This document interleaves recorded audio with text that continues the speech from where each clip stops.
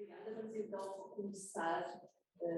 agora com dois casos práticos. O desafio é grande, não é? Depois desta introdução magnífica, vamos começar por ouvir o professor Dr. Miguel Rodrigues Lourenço, do CHAM e também aqui do Centro de Estudos de História Religiosa, que nos vai falar sobre um caso do qual tenho muita curiosidade,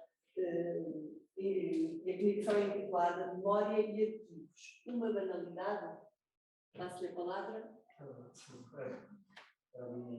O título foi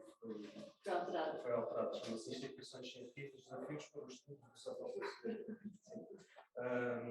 Portanto, boa tarde a todos. Muito obrigado pelo convite para estar aqui. O que eu vos venho apresentar é a expressão de uma necessidade. A necessidade de quem estuda a Inquisição de Goa, porque no contexto da história dos arquivos do Santo Ofício, a Inquisição de Goa é, no fundo, uma anomalia, no sentido em que trata-se do único tribunal português cujo arquivo não foi preservado. E não foi preservado também porque a abolição deste tribunal ocorre num momento distinto da extinção do Tribunal do Santo Ofício aqui no Reino, como sabem, cumpriu-se o ano passado 200 anos, ocorreu em 1821 por decisão das Cortes Constituintes. A Inquisição de Goa, a abolição data de cerca de uma década antes, em 1812, e o contexto é completamente diferente. Isso justifica que o arquivo tenha tido um destino diferente. Portanto, nós estamos em plena Guerra Peninsular, no momento em que a Corte se encontra no Rio de Janeiro, e em que não se perspectiva a extinção do Tribunal de Santo Ofício. Deixa-me só começar a trabalhar.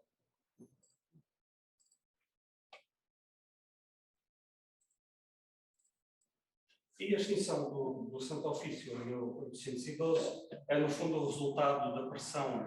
britânica sobre a coroa portuguesa para que este tribunal deixe de funcionar na Ásia, devido ao que se entendia que prejudicava o comércio devido à sua ação sobre indivíduos que prejudicavam, no entender dos inquisidores, o aumento da cristandade. Portanto, isso devia-se ter pressão do Santo Ofício sobre mercadores, nomeadamente de origem do que hoje chamaríamos hindus, seria prejudicial ao comércio e, portanto, a pressão para se encerrar o Tribunal do Santo Ofício. E, portanto, a fragilidade política da coroa nesse momento faz com que isso efetivamente tenha sido levado a cabo nesse momento. O debate é também outro, portanto, a decisão sobre que destino dar aos papéis do Santo Ofício não seria necessariamente a da sua destruição, mas em Goa o Conde Vice-Rei recomenda a destruição dos arquivos em virtude de se considerar que, caso se viesse a conhecer certos processos sobre certas famílias, isso poderia gerar inconvenientes sociais relacionados com a fama ou a infâmia que poderia recair sobre certas famílias, e daí que o rei acabe por acatar a recomendação do vice-rei e se ordena a destruição do arquivo. Agora, esta destruição do arquivo não é feita sem certas precauções e recomenda-se também uma triagem. E a triagem faz com que, por exemplo, tenham sido enviados um número de volumes para a Corte do Rio de Janeiro. Estamos a falar de 10 volumes, dos quais restam os 9, e, portanto, o que nós verificamos é que hoje se conservam na Biblioteca Nacional do Rio de Janeiro 9 volumes que, no fundo, reúnem cartas, provisões que foram enviadas de Lisboa para Goa, juntamente com outra documentação preparada de diversos casos localmente em Goa. Isso, no fundo, sobreviveu, foi a triagem que foi decidida, os critérios foram as ordens que foram enviadas de Lisboa, devem ser preservadas e foram enviadas para o Rio de Janeiro, onde se encontram hoje em 9 volumes, como digo, quase totalmente digitalizados e acessíveis no site da Biblioteca Nacional do Rio de Janeiro. E, portanto, é uma coleção que também conta com um catálogo feito no ano 2000, que circula também em PDF, e, nomeadamente, tem sido alvo de um tratamento mais pormenorizado por um grupo de trabalho liderado pela professora Célia Barros. E, neste momento, estamos a falar da documentação que se conservava no arquivo, à qual se juntam mais 4 outros, os quais eu não tenho verdadeiramente fotografias para vos apresentar, mas neste catálogo que foi preparado por professor Alencar nos anos 50, no momento em que o arquivo de Goa ainda se chamava Arquivo Histórico do Estado da Índia, nós podemos verificar que existem e se conservam ainda no Directorate of Archives and Archaeology, hoje localizados em Panjim, se reúnem 4 livros mais de documentação de natureza fiscal e que, à semelhança do que sucedeu no reino, como já demonstraram Bruno Lopes, Fernando Olival e Pedro Pinto, esta documentação foi separada do resto do Santo Ofício quando da extinção do Tribunal por motivos de gestão patrimonial e por isso foi preservada também. Portanto, do arquivo propriamente dito, restam no fundo 13 livros. E isto em termos do que estaria em 1812 em Goa, no cartório de Santo Ofício, o que nós temos hoje em dia é isto. E, portanto, pelo que se pode constatar, o legado documental da Inquisição de Goa contrasta com o dos restantes tribunais sediados no reino. Os cartórios foram conservados com um grau muito satisfatório de preservação. Portanto, se olharmos para o site do Tom, nós verificamos que se encontram aqui preservados os cartórios do Conselho Geral de Santo Ofício, da Inquisição de Coimbra, de Lisboa e também das mais efêmeras Inquisições do Lamego e Porto de Mar. Mas, olhando também para o site, nós verificamos aqui algo que é a indicação de que existe também um subfundo chamado Inquisição de Goa, o que não é exato. Quando nós clicamos no tal subfundo da Inquisição de Goa, o que verificamos é que não há realmente lá nada, porque a documentação de Goa não foi enviada para Lisboa. E, portanto, isto no fundo, pretende expressar a orgânica do que foi o sistema inquisitorial português, mas, na verdade, não há aqui nada. E se abrirmos, por exemplo, o site, o link da Inquisição de Lisboa, o panorama é completamente diferente. E, portanto, a pergunta que nos traz, sendo assim, é até onde é que se pode ir no conhecimento de um tribunal cujo arquivo se perdeu quase totalmente. Porque há níveis de conhecimento na interação entre o tribunal e as comunidades sobre a sua jurisdição, e essas jurisdições têm desde Sofala até Macau e até mais além, como as missões da China ou as missões do Japão, por exemplo. E há, portanto, dizia, níveis de conhecimento que nunca podemos atingir com o mesmo nível de profundidade que podemos estudar para os casos do Reino ou até mesmo do Brasil. Há formas de reação, de colaboração e de acomodação ao Santo Ofício que nos escaparão fatalmente nas suas subtilezas devido à falta dos processos, de cadernos de denúncias ou de correspondência mantida entre o Tribunal e os seus agentes nas periferias do Distrito. E, portanto, como é que podemos compensar esta perda? Que não há forma de contornar, esta perda é irreparável. E a resposta a esta questão passa por compreender o conjunto dos procedimentos ordinários e extraordinários que se esperava da Inquisição de Goa no quadro mais lato do sistema de comunicações em que este tribunal se inscreveu.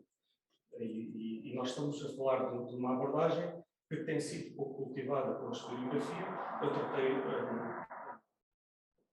esta abordagem para Macau, Nelson de Vaquinhas tratou para o caso do Algarve, mas faltam ainda estudos que, no fundo, procurem compreender a articulação entre o posicionamento do Tribunal neste imenso sistema de comunicação. E, portanto, concretamente, implica ter em atenção que a Inquisição não é uma instituição acabada, isso não existe, é uma instituição que é constantemente desafiada por casos ou mudança de conjunturas imprevisíveis e que, portanto, pressupõe o acompanhamento do seu funcionamento por parte do Inquisidor-Geral e do Conselho Geral do Santo Ofício E esse acompanhamento existe para o reino e existe para Goa. E para Goa, esta necessidade de fiscalização é tanto mais desafiante quanto a comunicação social se realiza uma vez por ano.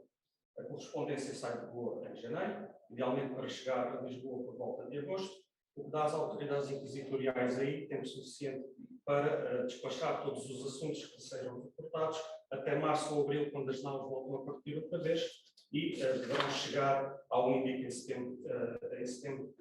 ou outubro. E, portanto, há ritmos de despacho e especificidades que devem ter levado a que ou o Inquisidor-Geral ou os secretários do Conselho-Geral do Santo Ofício tenham optado por criar copiadores de cartas que escreviam à Inquisição de Goa, e tanto quanto nos podemos aperceber a partir de 1880, enquanto que o registro da correspondência para as outras Inquisições do Reino se reunia num só volume. Portanto, esta necessidade, estes ritmos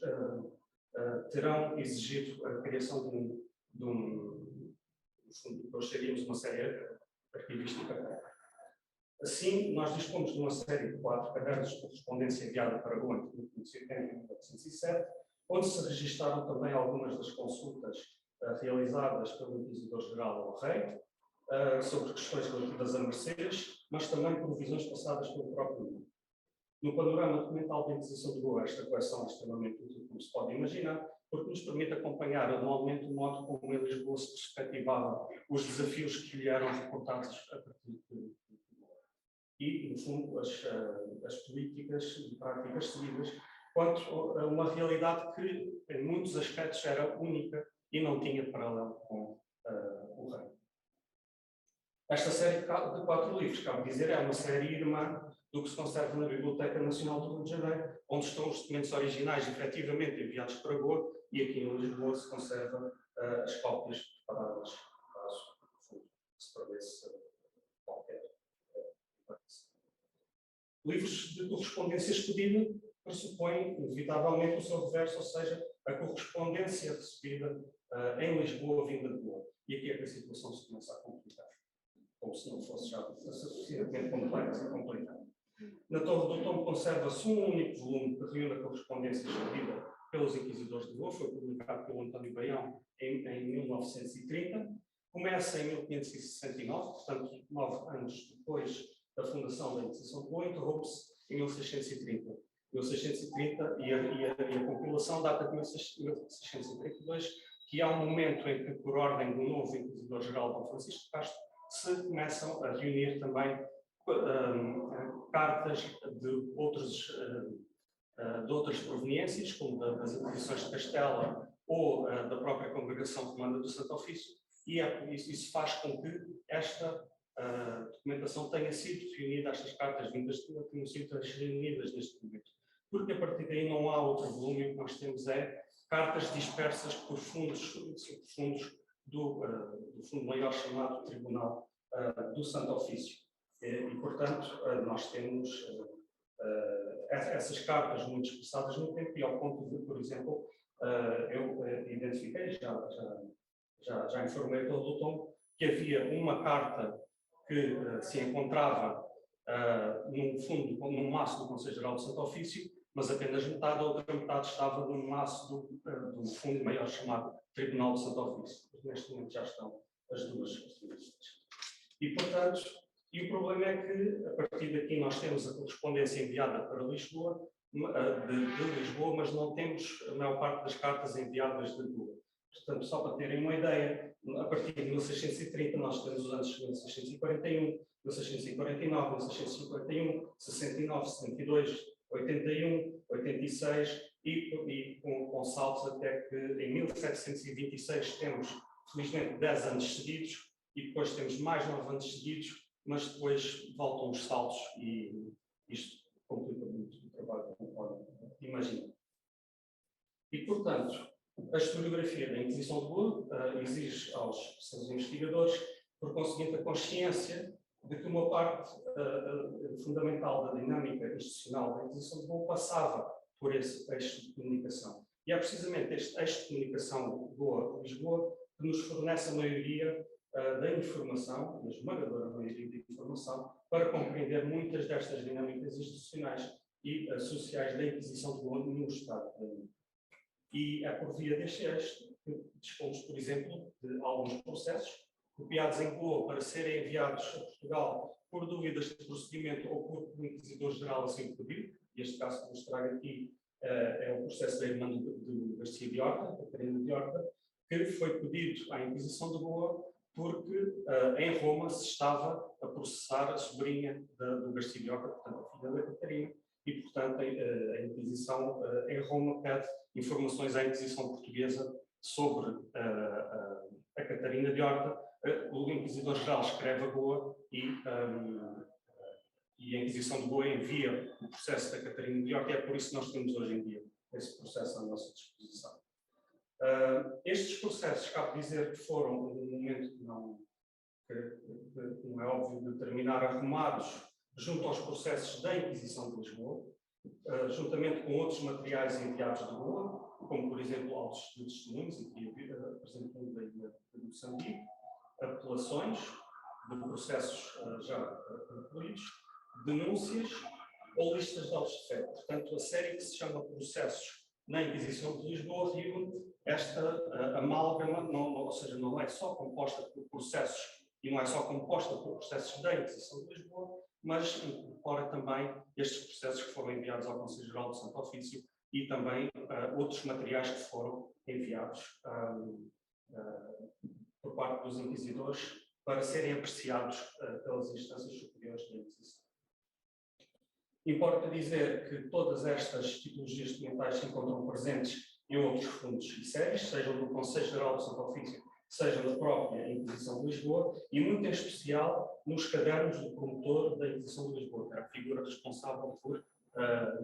armar a acusação no caso julgado pela Inquisição.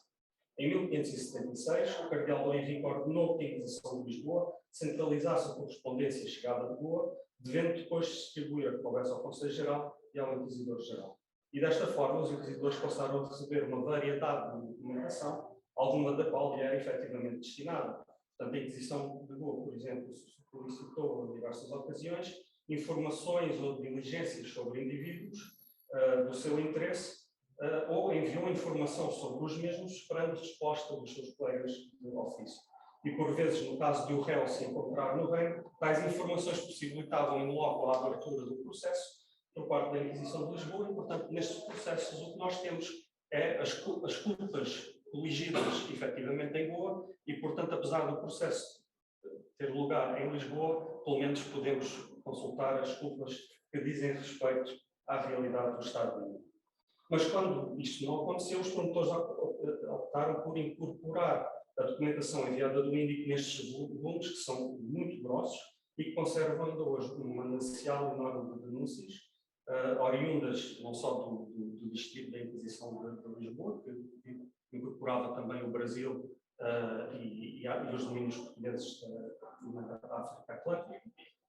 mas também, portanto, documentação sendo assim da Inquisição de Lisboa. Outro exemplo da expressão da documentação que mencionei é o seguinte: entre os livros onde foram reunidos autos da fé da Inquisição de Lisboa, há livros próprios onde constam listas únicas de autos de fé, nós, portanto, autos de fé da Inquisição de Lisboa, de Coimbra e Évora, mas, por exemplo, o livro 10 do subfundo da Inquisição de Lisboa contém várias destas listas relativas a Goa, que complementam também outras listas que constam em maços do Conselho Geral de Santo Ofício, mas também em dois livros conservados na Biblioteca Nacional de Portugal, os códices 201 e 202, que originalmente, de facto, pertenceram ao Conselho Geral de Santo Ofício, e quando o processo de inventarização e remissão à Torre do Tombo dos fundos do Santo Ofício, como analisou o Pedro Pinto e publicou no seu livro editado pelo Centro de História Religiosa, permaneceram à guarda da Biblioteca Pública da Torre. E todas estas listas podem ainda ser complementadas por cópias do século XIX, que também se conservam na Biblioteca Nacional, na coleção Moreira, onde há listas que não constam nem na Torre do Tombo, nem nestes dois códices da Biblioteca Nacional. E assim, apesar de tudo, ainda assim, as espécies sobreviventes não permitem formar uma série completa para todo o período de funcionamento do Tribunal. As listas de autos da fé mais antigas são de 1650, mas de facto só começam a formar-se sequências anuais mais ou menos consolidadas a partir dos anos 80 do século XVII. E, portanto, o que faz com que nós, por exemplo, para o período anterior a 1650, nós tínhamos que recorrer a um outro volume, que também se conserva na Biblioteca Nacional, também fruto do facto de ter permanecido na guarda da Biblioteca Pública da Porto e não ter sido entregue à Torre do Tombo, é o repertório do João Delgado Figueira, que inventaria processos com descrições mais sumárias, um pouco mais completas do que aquela que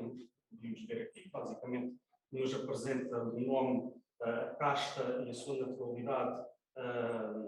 espaço de residência e culpa. No caso do repertório do João Delgado Figueira, em 1561 e 1623, nós temos descrições um pouquinho mais completas, mas na realidade nada disto compensa o desaparecimento dos processos, como podem imaginar. Mas ainda assim há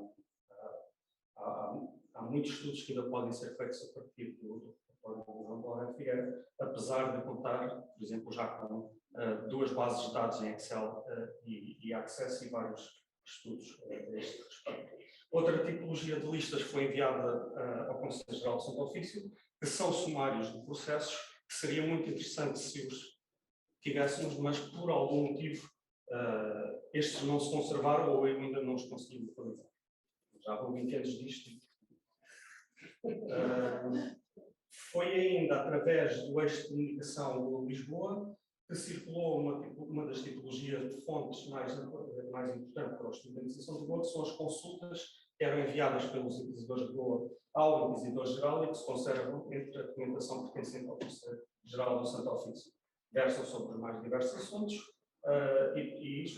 no fundo, expunham matérias que não reuniam o consenso da mesa do Santo Ofício de Lisboa e que, por um motivo ou por outro, exigiu a preparação de uma representação às autoridades inquisitoriais de Lisboa. Há um livro de consultas unicamente sobre a Inquisição de Lisboa, mas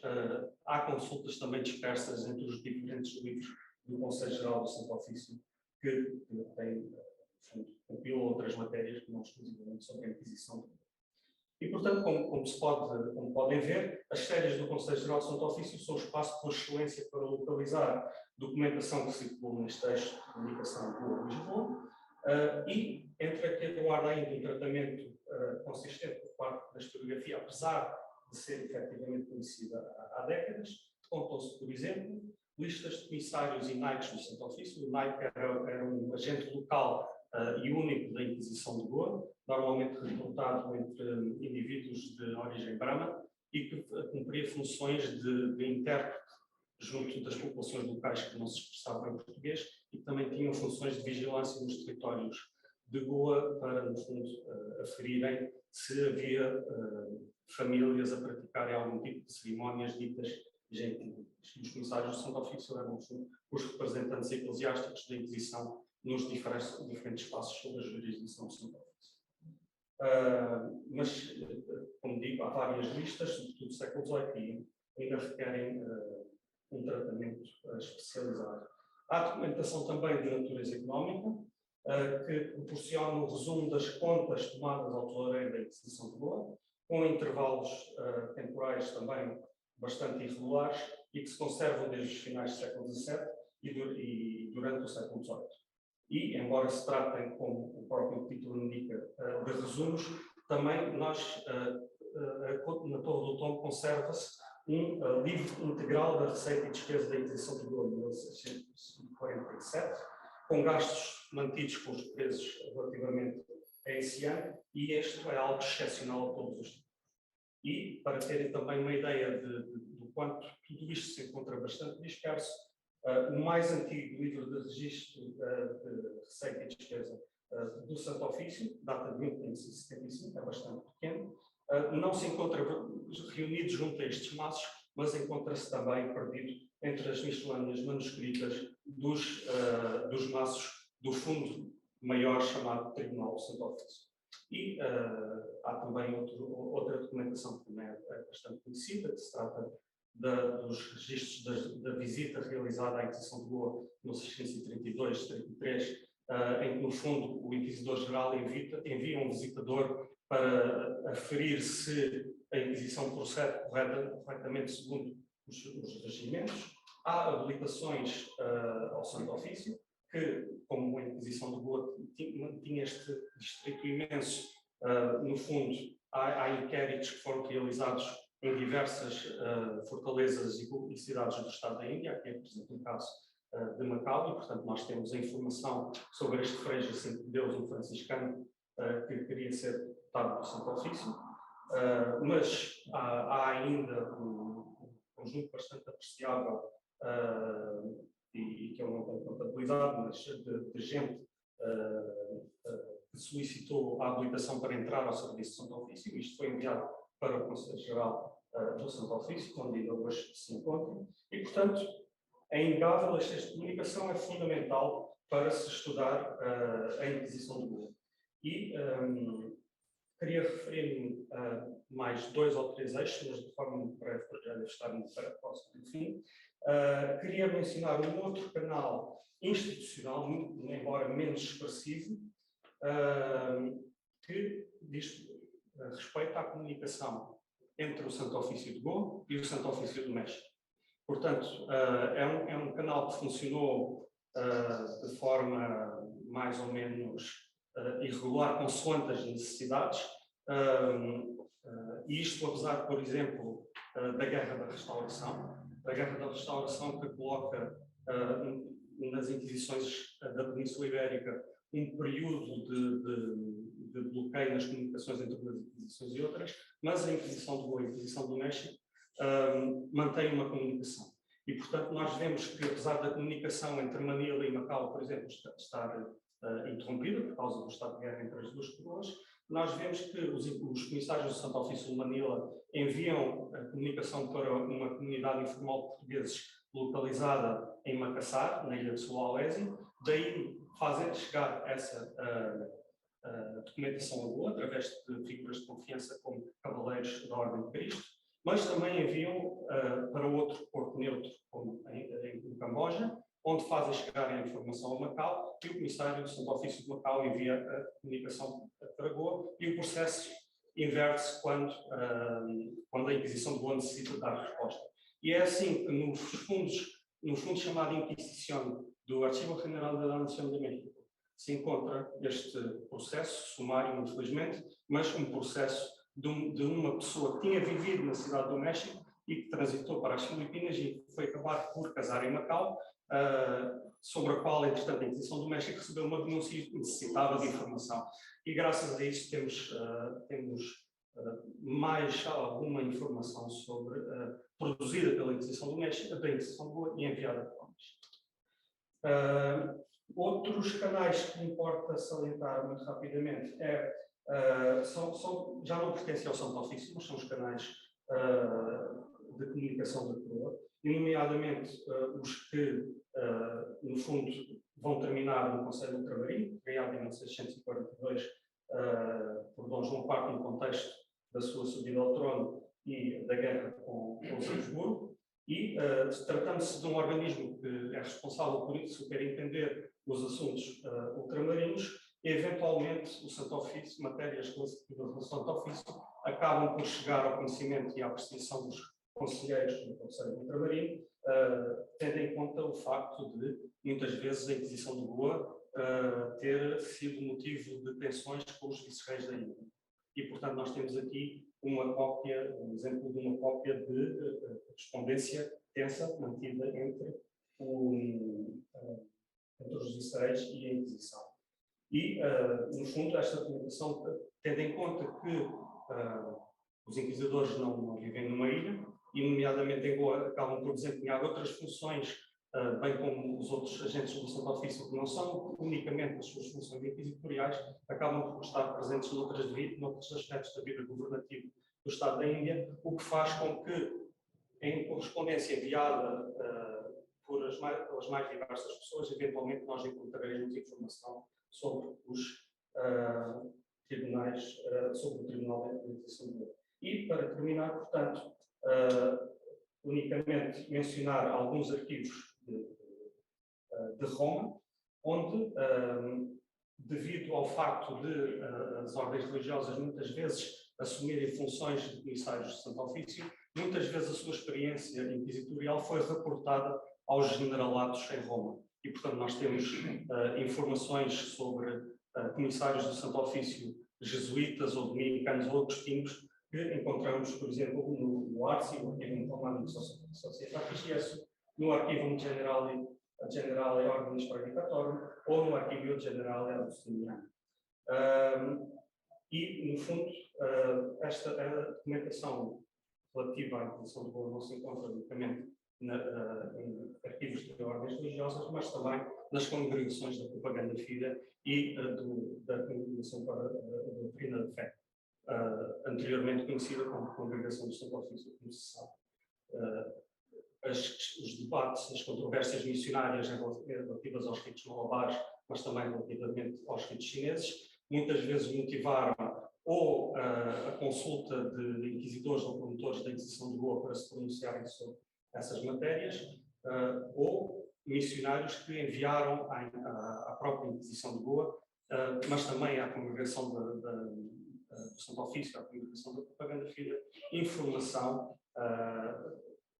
sobre a matéria e, no fundo, também mencionando, como é o caso que aqui vos apresento, a opinião da Inquisição de Goa sobre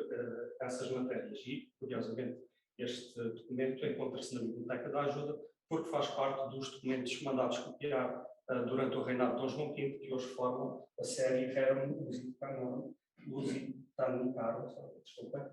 custodiada pela Biblioteca da Ajuda. E,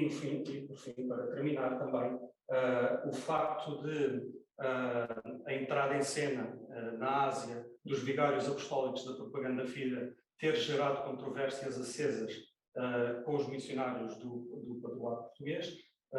Alguns desses missionários eram comissários do Santo Ofício, como é o caso de Frei Luís Fragoso, que era comissário do Santo Ofício em Ayutthaya, e que teve um confronto com Pierre Lambert Lamotte, bispo de Beirute, e vigário apostólico da Propaganda Fide, que termina por reportar à Congregação da Propaganda Fide as desavenças que manteve com esse comissário do Santo Ofício. E, portanto, apesar do panorama negro, que é a total destruição, uma destruição que resulta apenas na preservação de 13 livros, ainda assim é possível fazer muita coisa e continuo para partilhar convosco. Obrigado.